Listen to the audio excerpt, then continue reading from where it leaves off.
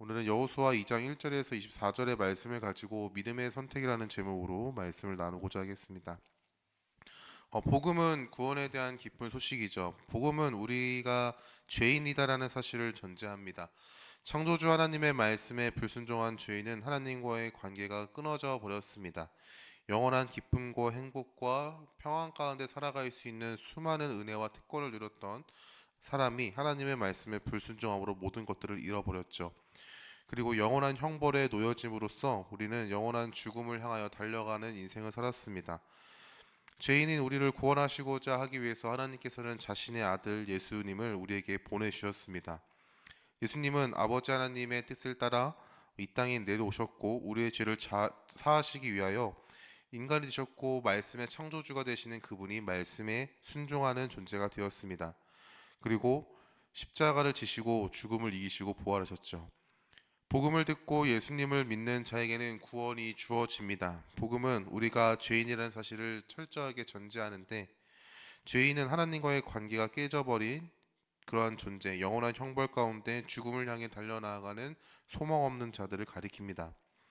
영원한 형벌 가운데 유일한 길을 허락하신 하나님의 구원에 대한 소식이 바로 복음이죠. 그러하게 복음이 우리에게 기쁜 소식이 되는 것입니다. 우리는 아무것도 할 수 없는 존재지만 우리를 위하여 모든 것을 이루신 예수님께서 은혜로 믿는 자에게 구원을 허락하신다는 것이 기쁜 소식이 되는 것이죠. 앞서 말씀드렸지만 기쁜 소식이 되는 복음은 우리가 죄인이라는 사실을 전제합니다. 그러하기에 복음을 듣는 자들에 대한 반응은 두 가지로 나타납니다. 첫 번째로는 부정하는 자와 두 번째로는 믿고 회개하는 자죠. 자기 자신이 죄인이라는 사실에 대한 부정과 분노와 회피함으로 맞서는 자들이 있는가 하면, 죄인이라는 사실에 대한 근심과 걱정과 그 가운데 유일한 구원의 길을 허락하신 예수님을 바라보며 유일한 구원의 길에 들어서고자 하고 하는 믿음과 회개의 반응이 일어납니다. 오늘 말씀을 보면은 하나님을 두려워하는 사람들이 등장합니다. 바로 여리고성의 주민들이죠. 이스라엘의 새로운 지도자가 세워졌습니다. 여호수아입니다. 여호수아는 이제 정복해야 되는 그 땅으로 넘어가기 위하여 가장 먼저 보이는 여리고성에 정탐꾼을 보내었습니다. 정탐꾼이 들어왔다는 사실을 알게 된 여리고 왕이 정탐꾼들을 잡기 위해서 사람들을 보내었죠. 정탐꾼이 기생 라합의 집에 들어갔다는 소식을 듣고 군사들이 라합에게 찾아갔고 그들의 행방을 묻습니다. 그러나 기생 라합은 자기 집 지붕에 사람들, 정탐꾼들을 숨겼고 군사들에게 성벽 너머로 도망쳤다라는 거짓을 고합니다. 여리고성 주민들이 정탐꾼을 찾았던 이유는 하나님에 대한 소식을 들었고 그에 대한 두려움을 가졌기 때문이죠.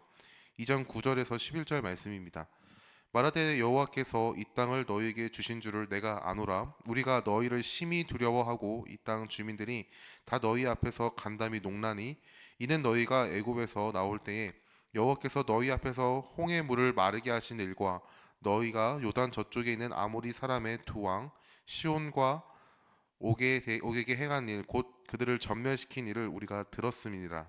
우리가 듣자 곧 마음이 녹았고 너희로 말미암아 사람이 정신을 잃었나니, 너희의 하나님 여호와는 위로는 하늘에서도 아래로는 땅에서도 하나님이시니라. 고대 근동의 신에 대한 이해를 좀 가지면은 이 고백이 얼마나 두려운 고백인지를 알 수 있습니다. 고대 근동에 대한 신의 이해는요, 지역에 한정돼서 능력을 발휘하는 초월적인 존재를 신으로 여겼습니다. 그러니까 홈그라운드 외에는 힘을 발휘할 수 없는 것이죠. 그런데 이스라엘의 하나님, 아브라함의 하나님이라고 고백되어지는 그 자들이 애굽과 그리고 가나안 땅에 들어와서 아모리 족속들을 치고 그들을 이기는 것을 들었습니다. 그 말은즉슨 그들이 가나안 땅과 애굽이 숭배하였던 신을 이긴 것이죠. 광야에서 40년이라는 세월을 지내면서 하나님께서 행하신 일들을 여리고 성에 있는 주민들이 듣게 되었습니다. 애굽과 바로 아모리의 왕들을 전멸시킨 일이죠. 그로 인해 참된 신은 오직 하나님 한 분뿐임을 알게 되었습니다. 그리고 자신들도 믿고 있었던 어떠한 초월적인 존재가 이스라엘의 하나님에게 지면 어떡할까, 그들로 인하여 전멸하면 어떡할까에 대한 두려움을 갖고 있었던 것이 그들의 지금 현 상태인 것이죠. 그리고 여리고성 요단강 건너편 시딤에서 이스라엘 백성들이 왔다라는 소식을 들었습니다. 그리고 그들이 여리고성을 정탐하기 위해서 정탐꾼을 보냈다는 소식도 두려웠죠. 듣게 되었죠. 그 두려움 가운데 사람들을 보내어 그들을 잡고자 하였습니다. 여리고성 주민들 및 여리고성의 왕은 하나님을 두려워했습니다. 그러나 안타깝게도 두려워하는 마음까지였죠. 그에게 돌이키는 것을 선택하지 않았습니다. 참된 신이라는 것을 알았을 때에 참된 반응은 돌이키고 항복하고 모든 것을 고백하는 것입니다. 내가 죄인임을 고백하고 내가 아무것도 할 수 없음을 고백하고 나아가야 하는 것이죠. 그러나 여리고 성의 주민들은 하나님을 두려워했지만 자신들이 사는 성에 대한 기능을 믿고 또는 자신들이 가지고 있는 어떠한 무언가를 의지하며 버티고 그리고 그것을 거부하는 것을 선택하였습니다. 여리고성은 난공불락의 성이라고 일컬어지고 있습니다. 언덕 위에 지어진 성이며 성벽이 이중으로 돼 있고 더 나아가 입구는 오르막에 위치해 있다고 합니다. 방어하는 입장에서는 최상의 지형인 것이죠. 그러나 그들은 알지 못하였던 것이 무엇이냐면 단순하게 어떠한 한 지역에서만 머무는 신이 아니라 세상을 창조하신 분이 바로 하나님이라는 사실이죠. 그러나 하나님을 두려워하였던 존재도 있었습니다. 그게 오늘 말씀에 나오는 기생 라합입니다. 여리고성 주민 중에 하나님을 두려워하여 돌이킨 기생 라합은 이렇게 고백합니다. 12절부터 13절 말씀에 그러므로 이제 청하노니 내가 너희를 선대하였은즉 너희도 내 아버지의 집을 선대하도록 여호와로 내게 맹세하고 내게 징표를 대라. 그리고 나의 부모와 나의 남녀 형제와 그들에게 속한 모든 사람을 살려주어 우리 목숨을 죽음에서 건져내라 라고 얘기합니다. 기생 라합은 참된 신은 오직 하나님 한 분뿐임을 알았기에 하나님께 항복하고 돌이키는 것을 선택합니다. 들려오는 소문에 대한 두려움을 갖고 하나님께로 돌이킨 것이죠.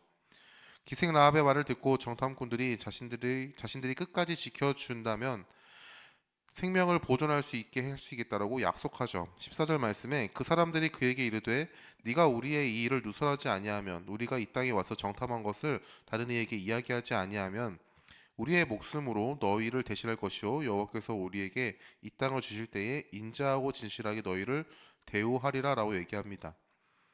이 약속의 징표로 그들에게 붉은 줄을 받고 정탐꾼들을 밧줄에 매달아 내려 보낸 그곳에 붉은 줄을 묶게 하죠.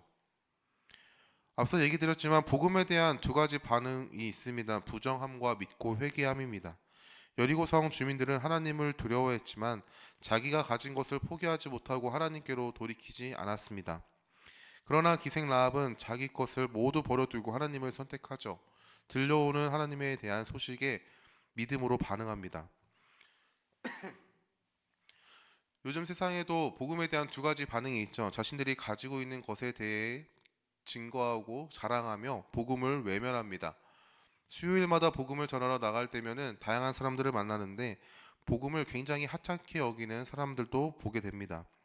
그러나 어떤 이들은 우리가 단순하게 전한 예수님 믿으세요라는 그 한마디, 예수님 믿고 천국 가세요라는 그 한마디를 듣고 우리에게 관심을 보이고 질문을 던지는 사람들이 있습니다. 복음을 듣는 자에게 주어지는 은혜는 바로 믿고 회개하는 것이죠. 우리의 마음을 변화시키는 하나님의 능력, 믿고 싶어도 믿지 못하는 사람들을 보면은 믿는 것조차도 우리는 은혜입니다라고밖에 고백할 수 없게 됩니다. 복음 가운데는 하나님께서 우리에게 약속을 주어주셨습니다. 그 약속은 예수 그리스도를 믿는 자에게 구원이 주어진다는 사실이죠. 이 구원은 영원한 죽음으로부터의 해방이고 참된 자유이며 영생입니다.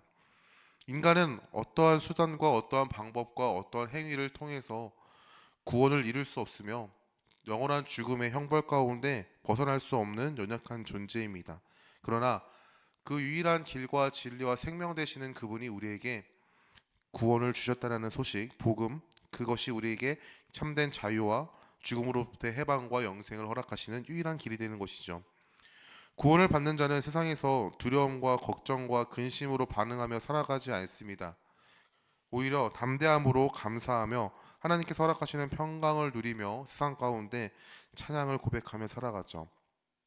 기생 라합에게 준 붉은 줄은 이스라엘이 여리고성을 침공할 때 죽음을 위기에서 벗어날 수 있는 구원의 표징이 되었습니다. 이와 같이 예수 그리스도의 십자가는 하나님의 진노에서 구원받는 의뢰의 표징이 되는 것이죠.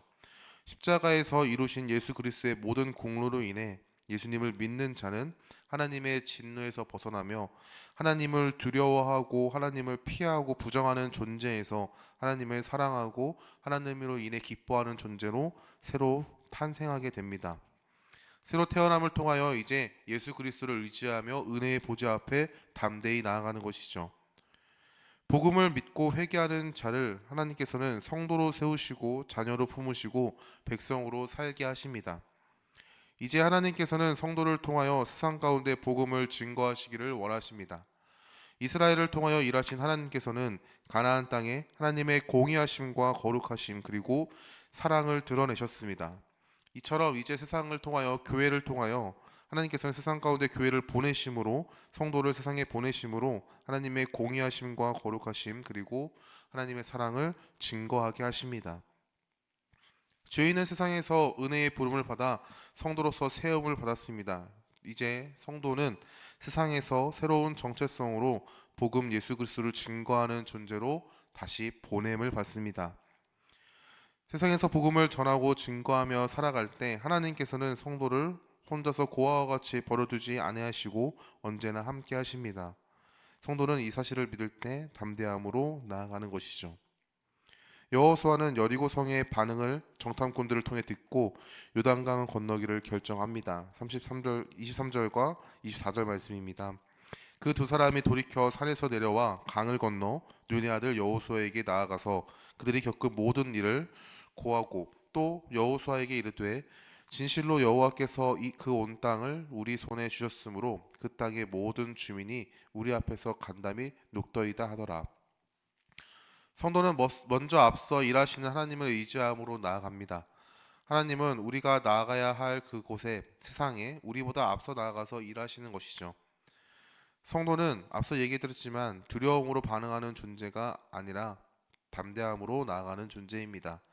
그 이유는 우리가 가진 새로운 정체성, 하나님의 자녀, 백성, 성도라는 정체성 안에 주어진 그 은혜를 알기 때문에 약속의 말씀이 우리 안에 역사하시는 하나님의 놀라운 능력이 됨을 믿기에 우리는 담대함으로 반응하며 나아가는 것입니다. 말씀을 마치겠습니다. 복음 앞에 믿음의 선택으로 이 자리 가운데 있는 성도 여러분, 물론 그 믿음조차도 은혜였음을 고백하게 됩니다. 여호수아가 이끄는 이스라엘 백성은 하나님의 은혜 안에서 선택받은 백성이었으며 하나님의 은혜 안에서 약속의 땅으로 들어갔습니다. 우리의 삶도 마찬가지죠. 우리는 놀라우신 하나님의 은혜 안에서 선택받아 하나님의 자녀, 하나님 나라의 백성, 성도가 되었으며 이제 그 은혜 안에서 약속을 힘입어 세상에 나아가 복음을 증거하는 삶을 살아갑니다. 상황과 환경이 때로는 나를 부정하는 것처럼 보일지라도 우리는 상황과 환경이 아닌 예수 그리스도 안에서 선택받았다는 새로운 정체성을 의지함으로 나아가죠. 그 삶의 모습이 복음을 전하는 통로가 됩니다. 성도에게 주어진 사명은 복음을 증거하는 것이죠. 복음을 증거하는 것, 전하는 것. 그 모양과 방법은 다를지라도 우리의 삶을 통하여 하나님은 우리를 보내신 그곳 가운데서 하나님의 사랑과 거룩하심과 공의하심을 증거하실 것입니다. 우리의 삶의 모습으로 복음을 전하십니다. 우리의 삶의 모습으로 당신의 일하심을 선포하시죠. 그 가운데 우리는 예수 그리스도 안에서 믿음으로 나아갑니다. 오늘 하루의 우리 하루의 삶 가운데 여러분 가운데 믿음의 선택이 이루어지는 삶이 되기를 소망합니다. 때로는 눈앞에 보이는 선택의 순간에 내가 너무나도 초라해 보이고 연약해 보이고 이 상황 가운데 나의 경험으로 판단했을 때 이러한 선택이 더 옳은 것 같지만 때로는 하나님께서는 그와 반대되는 선택을 요구하실 때가 있습니다. 그 선택 가운데 우리는 믿음으로 선택하는 것이죠. 그 믿음으로 선택함은 단순한 내가 갖고 있는 경험이 아니라 우리가 예수 그리스도 안에 있다라는 정체성, 새로운 신분을 통하여 하나님께 나아가는 믿음의 선택인 줄 믿습니다. 우리를 새롭게 하신 은혜 안에서 오늘 하루를 살아낼 수 있는 여러분이 될 수 있길 소망합니다. 그리고 우리의 삶을 통하여 세상 가운데 예수님을 모르는 자들이 예수님을 바라보기를 소망합니다. 우리를 통하여 역사하실 그 주님을 기대하고 그리고 간절히 원하며 나아갈 수 있는 오늘 하루가 될 수 있기를 예수님의 이름으로 축원합니다.